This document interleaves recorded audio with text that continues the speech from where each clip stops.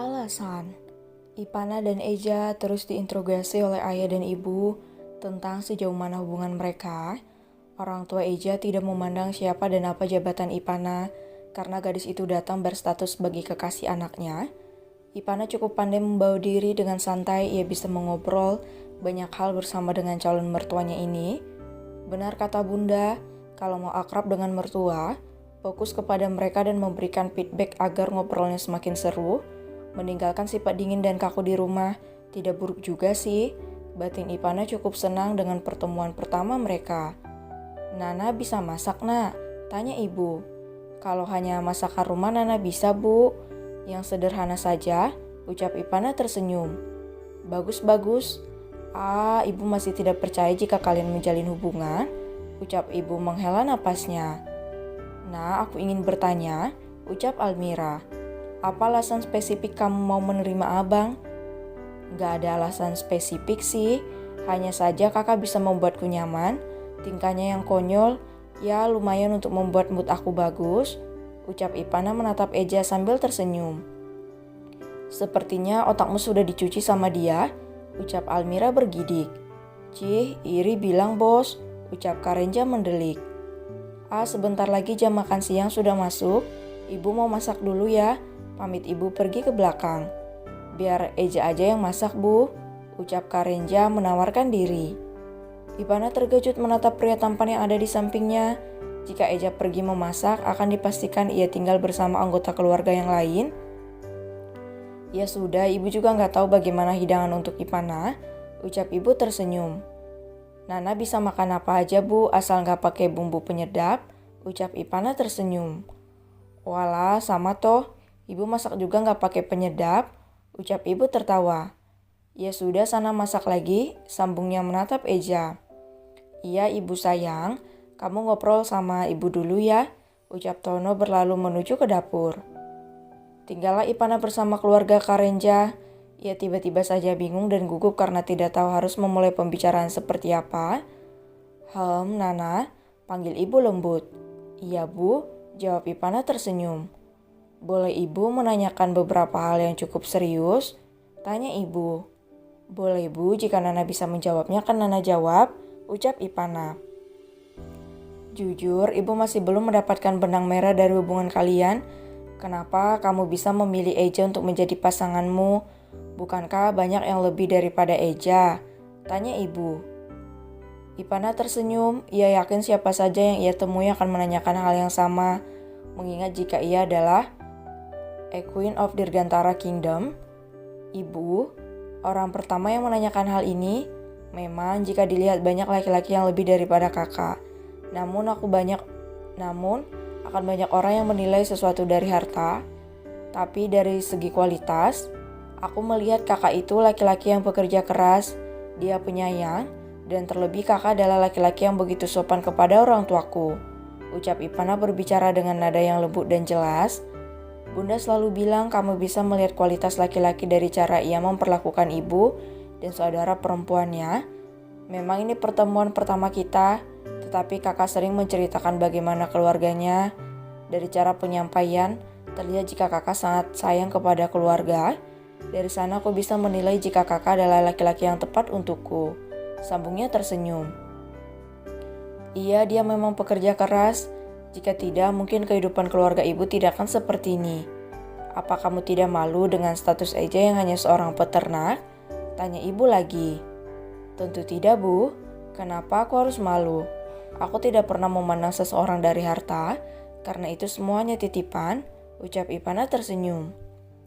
"Lalu waktu itu Nana mengatakan jika kamu sudah menjalin hubungan dengan Eja, tetapi kamu tidak mengatakan nama Eja di hadapan publik, kenapa?" tanya ibu. "Bu, Nana seorang pebisnis, dan dunia bisnis itu sangat kejam. Terlebih begitu banyak laki-laki yang datang, Nana tidak ingin mereka menyakiti kakak menggunakan cara curang dengan mengatakan status Nana saat ini. Akan banyak yang mundur, tetapi juga akan ada yang terus maju. Ini kesempatan kami untuk tidak memberitahukan identitas kakak kepada media. Ia harus memiliki sesuatu yang bisa membuat mereka semua mundur. Tidak perlu harta yang berlimpah.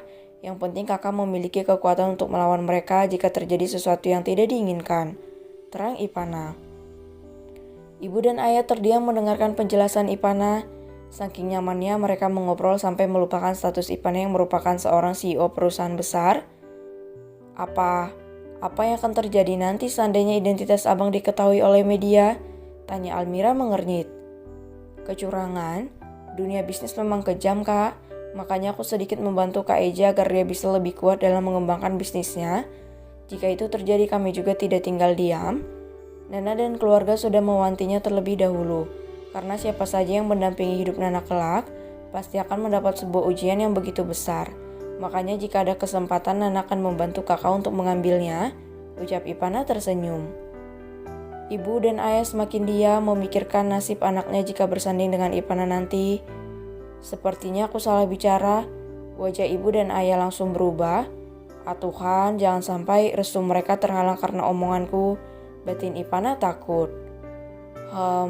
Jadi Nana gadis yang selama ini diceritakan oleh Eja, ucap ayah memecahkan keheningan. Maksud ayah? Tanya Ipana mengernyit. Ya, sudah beberapa tahun ini semenjak Eja memulai bisnis, setiap ada hal baru yang ia peroleh, Eja selalu bilang selain untuk keluarga dia juga ingin terlihat pantas untuk bersanding dengan calon istrinya nanti. Ayah hanya berpikir apa yang ia dapat hari ini sudah lebih dari cukup untuk memilih 2/3 gadis negeri ini. Ternyata putri raja yang ia incar, ucap ayah sedikit tergelak. Ipana tersenyum dengan wajah yang merona mendengarkan ucapan ayah. Benarkah kamu sudah lama mencintaiku, Bi? Ternyata kita sama, batin Ipana tersenyum. Mereka melanjutkan obrolan itu dengan santai, membahas hal random yang cukup menambah keakraban calon mertua dan menantu itu. Hingga Tono datang dan memanggil semua orang untuk makan siang. Mereka segera pergi ke ruang makan yang berdesain gaya klasik kitchen yang terlihat begitu bersih dan terasa nyaman. Ipana terlihat anggun ketika makan, membuat Almira dan ibu terkesima melihat cara gadis itu makan dengan baik. Sementara Karenja membantu gadis itu untuk memisahkan tulang ikan dengan dagingnya. Apa Nana gak bisa makan ikan, Nah? Tanya ibu. Bisanya disuapi sama bunda, Bu. Dari kecil Nana emang susah untuk makan ikan, ucap Ipana merasa tidak enak. Ja, kenapa gak makan ayam saja tadi? Tanya ibu. Ih, ibu kenapa gak paham sih? Ini kan kesempatan yang bagus untukku, batin Karenja mendengus. Di kulkas hanya ada ini, Bu, ucap Karenja memberi kode kepada ibu. Dasar tukang modus, sama saja seperti Hartono, ucap ibu di dalam hati. Makan siang itu berjalan dengan kesal, sementara Almila merenggut kesal karena melihat keromantisan antara Karenja dan Ipana yang membuat dirinya ngenes, juga ingin seperti itu. Bagaimana pembangunannya? Tanya Ipana berkunjung ke lokasi pembangunan kandang ternak modern milik Karenja. Semuanya berjalan dengan baik, Nona. Saya perkirakan ini bisa selesai sebelum waktunya, ucap Mandor. Jangan terburu-buru, saya tidak ingin ada kesalahan dalam proyek ini, ucap Ipana tegas. Baik, Nona, ucap Mandor yang merasa tubuhnya meremang ketika mendengarkan suara tegas Ipana. Jika mereka ingin merubah desain, rubah saja dan arahkan seperti apa bangunan yang bagus. Jika dananya kurang, ajukan proposal dan laporannya, ucap Ipana. Baik, Nona, ucap Mandor itu patuh. Sayang, panggil Karenja. Iya, Bi, jawab Ipana. Sudah selesai? Tanya Karenja terlihat khawatir. Ada apa, Bi? Kenapa kamu terlihat cemas seperti itu? Tanya Ipana mengernyit. Karenja tiba-tiba saja datang dengan raut wajah takut dan tergesa-gesa.